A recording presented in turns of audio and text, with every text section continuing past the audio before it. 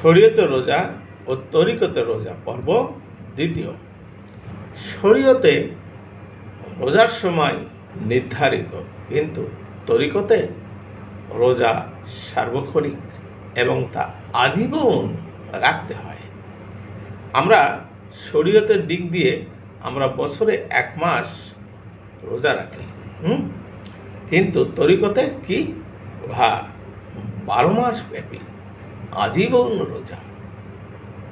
12 মাস, সাথে আপনি যতদিন বেঁচে থাকবেন আজীবন রোজা। এখন আপনি হয়তো বলতে পারেন যে এটা কেমন কথা ভাই, আমরা 1 মাস রোজায় থাকতে পারি না, আর 12 মাস কীভাবে থাকবে? ভাই, এখানেই তো কথা লুকিয়ে আছে। কারণ শরীয়তের রোজা সারা মাস আপনি সারাদিন না খেয়ে উপোস থাকে করলেন, এটা হচ্ছে শরীয়তের। আর তরিকত রোজা আপনি 12 মাস আপনার রিপু শক্তিকে নিয়ন্ত্রণ করবেন। এই 12 মাস যদি আপনি নিয়ন্ত্রণ করতে পারেন, তাহলে তো আপনার যে রিপু শক্তিগুলি আছে, ইন্দ্রিয় শক্তি, এগুলি আপনার বশীভূত হয়ে যাবে। তো এটাই বলা হচ্ছে 1 মাসে যেটা 12 মাসের 1 মাসে যেটা আপনি শরীরের দৃষ্টি রোজা রাখছেন, সেই 1 মাসের রোজা দিয়ে আপনি আপনার রিপুকে নিয়ন্ত্রণ করলেন 1 মাস, কিন্তু 11 মাস সে কী করলো? মুক্ত হয়ে আবার যেই লাউ সেই কদু হয়ে গেল।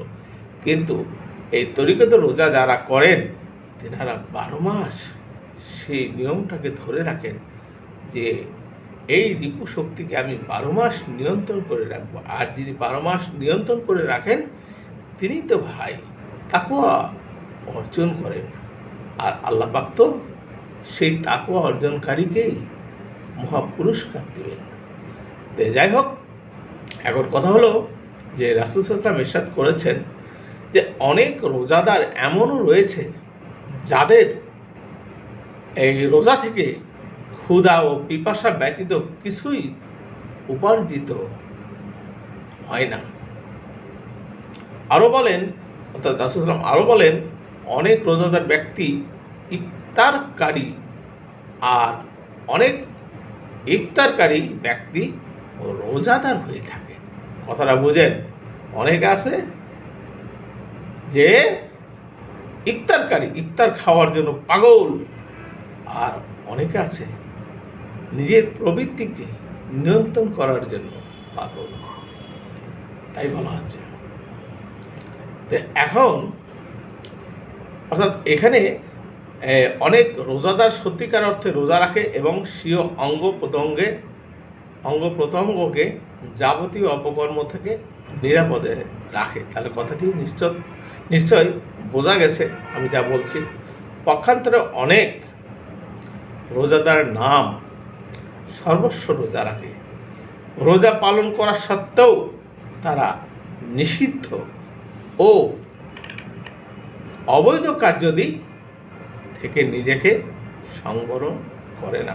বা রোজা থেকে আসে না অনেকে, এই ঘুষ ঠিকই খাইতেছে, মানুষের পরনিন্দা করতেছে, মানুষের অন্যায় কাজ করতেছে, কি আছে না? আছে।